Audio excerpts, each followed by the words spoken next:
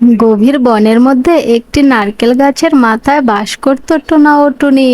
টুনি পাখি দুটি ডিম দেয় এবং সেই ডিম ফুটে বাচ্চা কবে বের হবে তার অপেক্ষা গুনতে থাকে। একদিন টোনা টুনিকে বলল, টুনি বউ, তুমি এখানে এই ডিম দুটো পাহারা দাও, আমি তোমাদের জন্য খাবার খুঁজে আনছি। ঠিক আছে, ভয় পেও না, কিন্তু আমি এক্ষুনি চলে আসব। ঠিক আছে, তুমি যাও, তাড়াতাড়ি চলে এসো। কিন্তু আমার আবার একা একাই জঙ্গলে ভয় করে, কখন জানি এই দুষ্ট শিয়াল আবার চলে আসে। দুষ্ট শিয়ালের জন্যই তো যত ভয়। এরপরে টোনা টুনিকে রেখে সে খাবারের সন্ধানে চলে যায়। বেশ কিছুদিন পার হওয়ার পর একদিন সেই নারকেল গাছের নিচ দিয়ে একটি শিয়াল হেঁটে যাচ্ছিল। শিয়ালটি কিচিরমিচির শব্দে হঠাৎ সে পিছনে ফিরে তাকালো। উপরে তাকিয়ে দেখে সেই নারকেল গাছে টুনি তার দুটি ছানা নিয়ে বসে আছে। টুনি শিয়ালকে দেখে খুব ভয় পেল।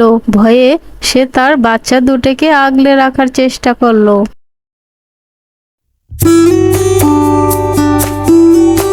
এই শোন টুনি, তোর ছানা দুটো তো ভারী সুন্দর, আমাকে একটা ছানা দিয়ে দে, এক্ষুনি নিচে ফেল, নালে তোর খবর আছে। টুনি, তাড়াতাড়ি ফেল, তোর বাচ্চা খেয়ে আমি বাড়ি যাব। না, আমি বাচ্চা তোমাকে কেন দেব? পাজি শিয়াল, দুষ্ট শিয়াল, তোমার যন্ত্রণায় কোনো বাচ্চাই থাকে না। দুষ্ট কোথাকার, তুমি যাও এখান থেকে।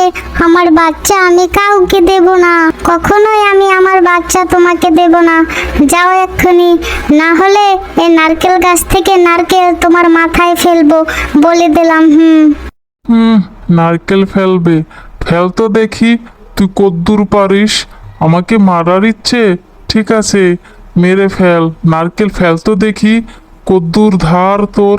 এরপরে টুনি সত্যি সত্যি সে নারকেল গাছ থেকে একটি নারকেল নিয়ে শিয়ালের মাথায় মারলো।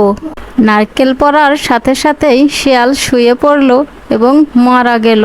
সমাপ্ত।